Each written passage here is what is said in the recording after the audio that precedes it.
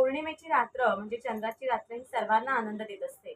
अश्विन शुद्ध पौर्णिमा म्हणजे कोजागिरी पौर्णिमा अशा रात्री शरदाच्या चांदण्यात जे लोक आनंदात रमत खेळत जागरण करतात त्यांच्यावर देव प्रसन्न होतात असा समज आहे.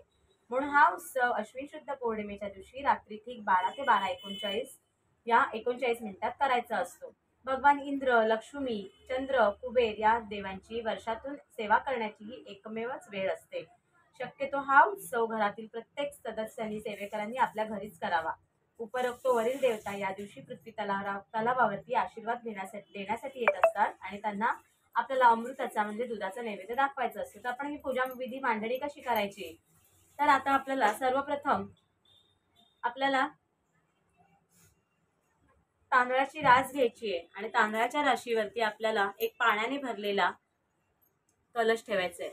पहिली मी इथे निरंजन घेतले आणि निरंजनाला आपला हळद कुंकू अक्षता वाहून मी फूल वाहून घेतले. त्याच्यानंतर आपल्याला नारळ घ्यायचा आहे, त्यात आपल्याला कलश घ्यायचा आहे, त्याच्यात आपल्याला हळद आणि कुंकू वाहून घ्यायचे, अक्षता. आणि यामध्ये आपल्याला म्हणजे आंब्याचा डहाळा असतो, आंब्याची पानं असतात, तर ती आपल्याला या कलशावरती लावून घ्यायची आहेत.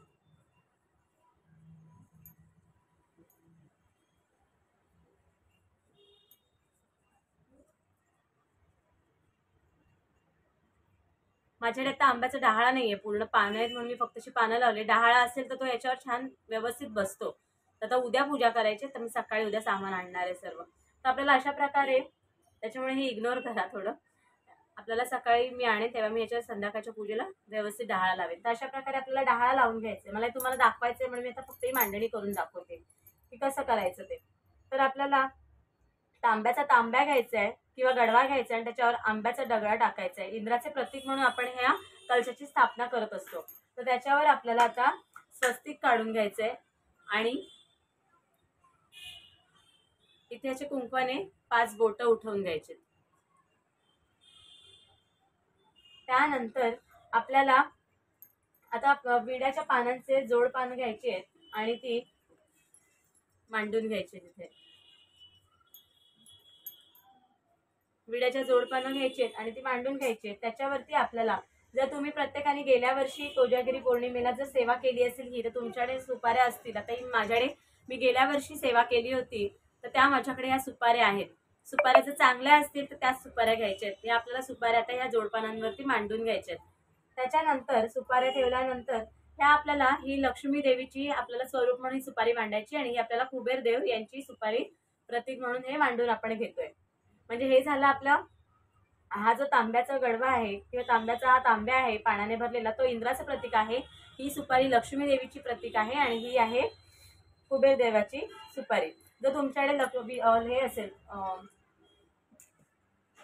श्रीयंत्र असेल, तर ते लक्ष्मी म्हणजे अशा प्रकारचं जे श्रीयंत्र असतं तर ते लक्ष्मी स्वरूप जे आपण सुपारी मांडली तिथे ठेवायचे आणि कुबेर स्वरूप जी सुपारी मांडली इथे कुबेर यंत्र ठेवायचं. आता माझ्याकडे कुबेर यंत्र नाहीये म्हणून मी फक्त सुपारी ठेवली आहे, श्रीयंत्र आहे म्हणून श्रीयंत्र ठेवलंय. तर अशा प्रकारे ही मांडणी करायची. आणि त्या चंद्राचं प्रतीक म्हणून काय करायचं, तर चंद्राचं प्रतीक म्हणून आपल्याला भरीव तांदळाचा एक आपल्याला गोल बनवायचा आहे.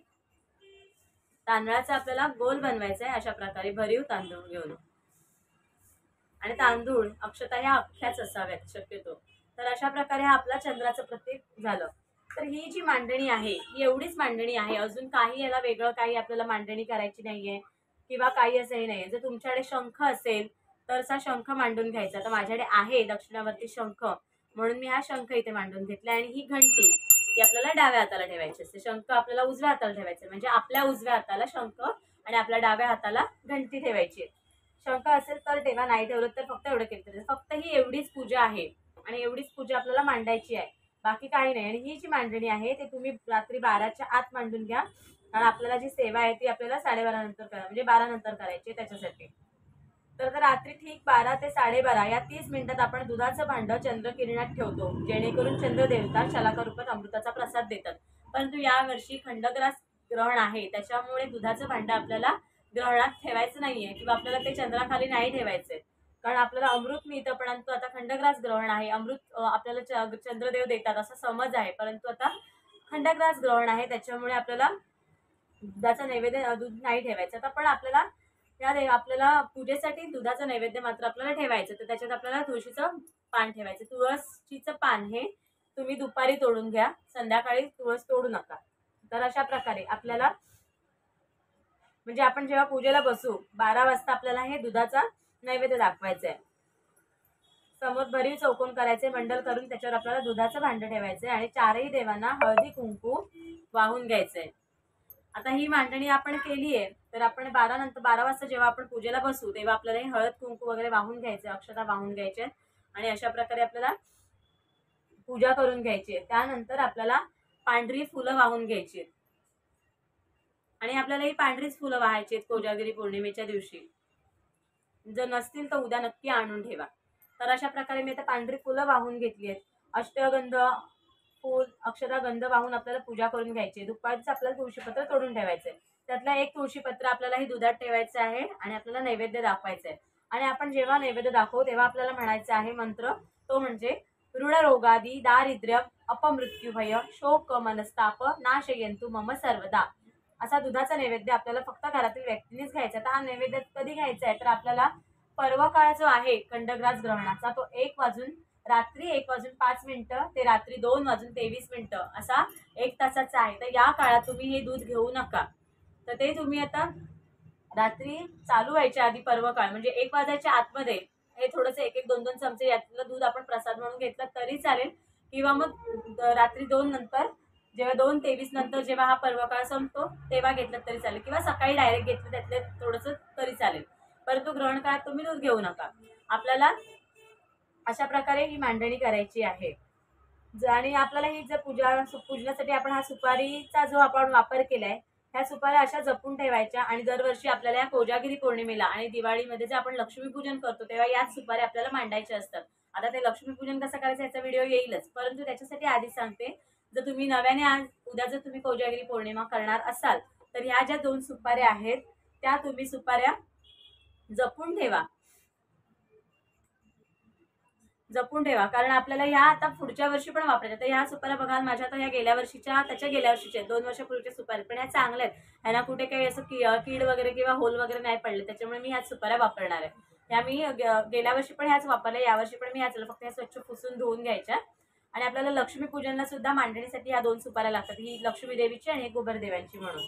तर अशा प्रकारे आपल्याला मांडणी करायची आहे. मांडणी ही अशा प्रकारे झाली. ही 12च्या आत करून घ्या आणि जी मुख्य सेवा आहे ती आपल्याला 12 ते 12:40 म्हणजे 12:39 पर्यंत करायची. आता लक्ष्मी प्राप्तीची सेवा कोणती करायची आहे तर ती तुम्हाला मी सांगते. मी ती तुम्हाला डिस्क्रिप्शनला लिहून सुद्धा देईन. श्री स्वामी समर्थ मंत्राचा जप आपल्याला 11 माळ करायचा आहे. परत सांगते, श्री स्वामी समर्थ मंत्राचा जप 11 माळ करायचा आहे. त्यानंतर लक्ष्मी गायत्री मंत्र. कोणता आहे लक्ष्मी गायत्री मंत्र, तर हे जे आपलं केंद्रातून जे आपलं पुस्तक मिळतं नित्य सेवा स्तोत्र आणि मंत्र, या पुस्तकात आपल्याला हे सर्व मंत्र आणि दिलेले आहेत. तर त्याच्यातला आपल्याला लक्ष्मी गायत्री मंत्र म्हणायचा आहे. ओम महालक्ष्मीचे विद्महे विष्णू पत्नीचे धीमहि तन्नो लक्ष्मी प्रचोदयात, हा 1 माळ करायचा आहे. त्यानंतर श्री विष्णू गायत्री मंत्र म्हणजेच ओम नारायणे विद्महे वासुदेवाय धीमहि तन्नो विष्णू प्रचोदयात, हा मंत्र आपल्याला 1 माळ करायचा आहे. त्यानंतर श्री कुबेर मंत्र म्हणायचा 1 माळ. कुबेर यंत्र कुठलं म्हटलं आपलं, श्री कुबेराय नमहा हा म्हटलात तरी चालेल, किंवा ओम वैश्रवणाय स्वाहा, ओम श्रीम ओम ह्रीम श्रीम ह्रीम क्लीम श्रीम क्लीम श्रीम वित्तेश्वराय नमहा, हा मंत्र तुम्हाला एक माळ करायचा आहे, किंवा ओम श्री कुबेराय नमहा म्हटलं तरी चालेल. त्यानंतर आपल्याला 16 वेळा श्री सुक्त म्हणायचंय आणि व्यंकटेश स्तोत्र जे संस्कृत मधून आहे ते म्हणायचंय, किंवा मराठीतून म्हटलं तरी चालेल, परंतु संस्कृत मधलं छोटं आहे ते तुमचं तेवढ्या मिनिटात होऊन जाईल. त्याच्यामुळे व्यंकटेश स्तोत्र 1 वेळा म्हणायचंय आणि गीतेचा जो 15वा अध्याय आहे तो आपल्याला एकदा वाचायचा आहे. तर अशी आपल्याला सेवा करायची. श्री स्वामी समर्थ मंत्र 11 माळ, लक्ष्मी गायत्री मंत्र 1 माळ, विष्णू गायत्री मंत्र 1 माळ, कुबेर मंत्र 1 माळ, 16 वेळा श्री सुक्त, व्यंकटेश स्तोत्र 1 वेळा आणि गीतेचा 15वा अध्याय, हे आपल्याला 12 ते 12:39 या 39 मिनिटातच करायचंय. तर ही अतिशय महत्वाची लक्ष्मी प्राप्तीची सेवा आहे.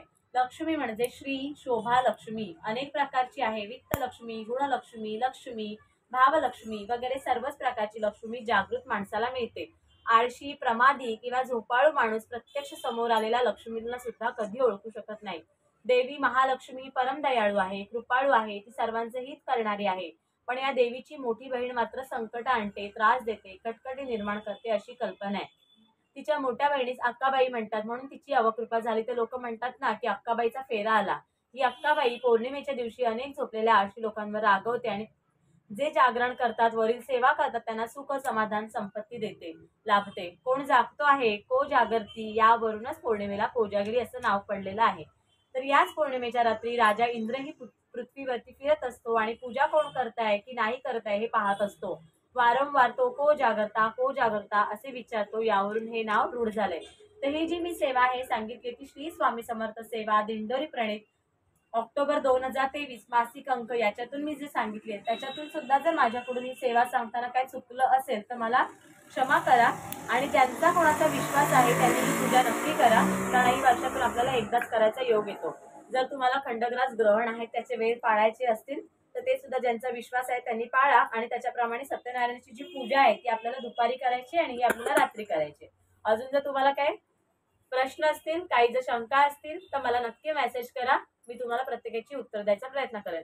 पण मला पर्सनलवर मेसेज करा, म्हणजे मला ते लगेच समजतं, कारण कमेंट्समध्ये कधी कधी मिस होऊन जातं त्याच्यासाठी.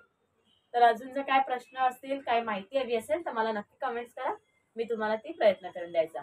तर व्हिडिओ इथेच थांबवते. श्री स्वामी समर्थ.